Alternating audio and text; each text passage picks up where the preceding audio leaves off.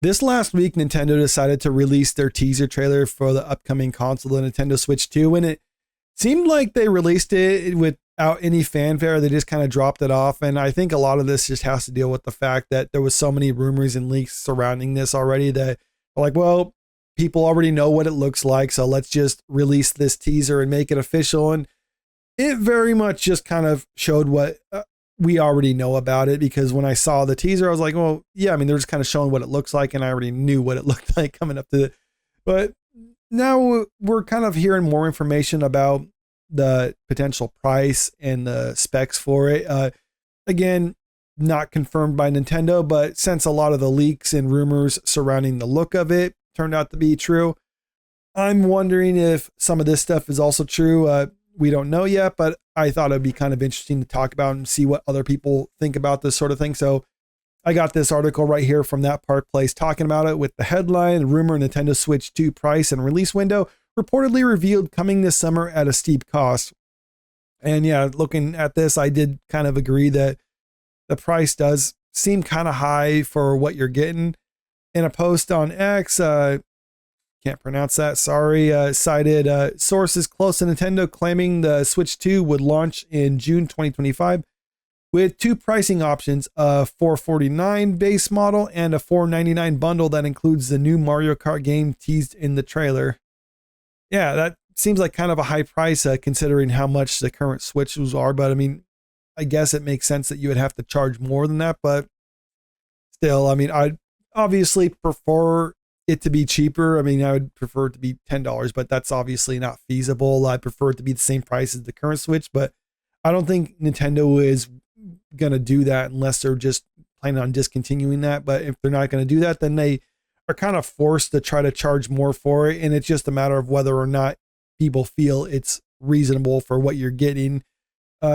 He wrote, so if the person who told me June release is all but confirmed to be correct, then that could mean the pricing they gave me of $449 to $499 US might also be correct.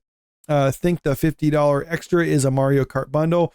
While these rumors remain unverified, they offer a glimpse into what players might expect when the new console hits the market. And that's where a lot of this comes from. You're getting sources leaking information. Some of that information is confirmed now, but it's not really confirmed at this point. So we don't know if they're right about everything. They're right about some of the stuff, we know they're right about some of the stuff. So we'll just have to wait and see on a lot of this other things though. But this article does also kind of go into this and why it thinks the $449 and $499 price is probably a realistic ballpark for what to expect for the Nintendo Switch 2. A steep price or a fair value. If accurate, the Switch 2's base price of $449 represents a $150 increase over the original Switch's launch price of $300 and a $100 jump from the current Switch OLED model, which retails for $350. On the surface, this may seem like a significant leap, but when viewed through the lens of industry trends, it might not be as surprising as it first appears. If Nintendo were to go with a more reasonable $400 base price, the $50 gap between the OLED Switch and the rumored base price of the Switch 2 raises an interesting point. For the next generation console with improved hardware, new features, and a larger OLED display, a $50 difference might actually undervalue the console. It's worth considering that hardware costs have risen across the board since the Switch's first launch in 2017. With inflation, supply chain challenges, and advancements in technology driven up production costs. Not to mention, if they only did charge $50 more for the Switch 2 compared to the OLED version, and it's supposed to be everything that the OLED version is, but better, then they're pretty much killing that thing entirely, because there'd be no reason to buy it. And if it was only just, I don't know, like a little bit more than what the Switch is right now, then, or like $100 more than a Switch, well then, yeah, everyone would just buy the Switch 2. So unless Nintendo was planning on discontinuing the original Switch, which in all honesty, since they're basically doing the exact same thing and with the backwards compatibility and all that stuff, I mean, I can see if a person doesn't have a Switch, then they might as well just go with the Switch 2. But if you actually have one, then you want to get rid of your Switch that you already have now and just upgrade, then fine. But with, like it says, with the hardware improvements and other things like that, you need to basically charge more for it. Otherwise, yeah, it is kind of undervaluing their console. And it would be nice if it was just a little bit more, but I mean, you can't always get what you want. It's just a matter of whether or not it seems reasonable with what you're getting. And as far as technology improvements, we don't know what we're getting so far. As I said earlier, a lot of this is all just rumors coming out so far. And I have this other article that came out that's talking about some of the potential specs. And again, these are just rumors. It's not confirmed, but some of the sources reported on these rumors for the specs also reported on information about the style and look of the Switch. That was confirmed. So maybe this stuff is accurate, maybe it's not, but here's what it is, and you can decide whether you think this seems to be feasible or not. So with the original Switch, just trying to compare the two of them. Let's see. I was just talking about the dimensions right here. So display size, 720p resolution for the original Switch, 6.2 inch LCD screen. Had a 7-inch screen for the OLED version and a 5.5 inch screen, LCD screen for the Switch Lite. Now the Switch 2, the only thing we really know about it so far is that it's a bigger screen. So having an 8-inch display, that seems to be feasible. So something bigger than the current OLED version of it. That would make sense. I think it would probably be around that size, maybe a little bit bigger, maybe smaller. I've heard either way. We don't know about the resolution though. I've heard it's also going to be another 720. But with some of the technology, when you dock it and play it on a screen, it'll up-res it to up to 4K. So it's not actual 4K, but still, I mean, that's something I think is kind of cool though, being able to up-res it at least to 4K when you're playing it on a TV. But again, those are rumors. And again, we also don't know if the 720p rumors for it is true. It could be higher or not. I don't imagine it being lower. It's supposed to be a little bit more powerful than the original one, or the Switch we have right now. The original one also has 4 gigs of RAM, 32 gigs of storage that you can expand up to 2 terabytes with micro SD cards. This new one, according to the rumors, it's 12 gigs of RAM, 256 gigs of onboard storage. The leak also suggests that the new console will have 2 internal fans up from their single one in the original Switch.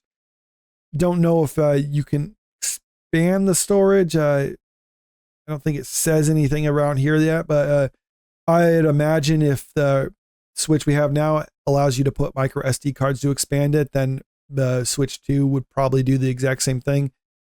Having internal fans to cool it would suggest it would run better.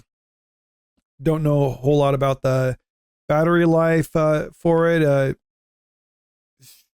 doesn't really say anything about the battery life in comparison. Now, this is something talking about the ports on it.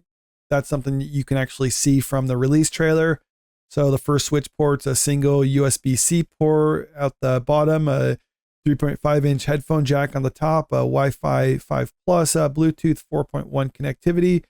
On the top is also on the top is a slot at the top for Switch game cartridges, as well as a micro SD slot beneath the kickstand on the rear of the console. Based on the teaser video, the Switch 2 retains the original's USB-C port on the bottom and a 3.5 millimeter jack on the top, while adding another USB-C port topside for an unknown purpose, perhaps for accessories.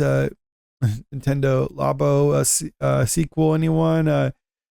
Since Nintendo hasn't released any official specs, we don't know about its connectivity options, and rumors are scarce on the subject. We do know that the Switch 2 will play some original Switch games in physical versions, and we can briefly see in the image above what could be a cartridge slot to the right of the headphone jack, which is where the slot is on the original Switch.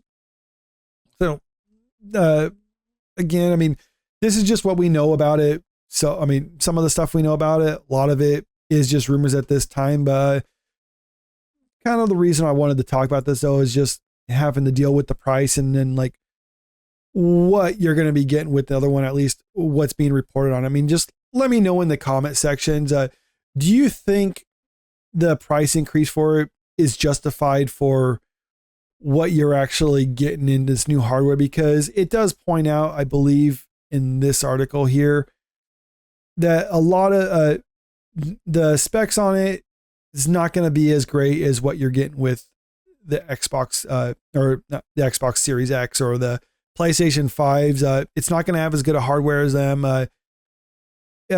Pricing, it's a little bit less for the base model, but still, it's just, I guess it's just a matter of personal preference, whether people think it's worth it or not for that. Like I said, I kind of can go either way on this one. Me personally, I'll probably get one at some point right now, at least once they start getting some exclusives that are just for that. Then I'll probably upgrade to the Switch 2 at that point. But right now, I'm not going to, there's nothing that makes me want to just rush out and get it as soon as it comes out. But let me know what you think about this in the comment section below. And also, if you haven't already, make sure you click that subscribe button if you want to stay up to date with the latest entertainment news. And don't forget to click that like button and share this video out there because it really helps out with the channel. Thank you.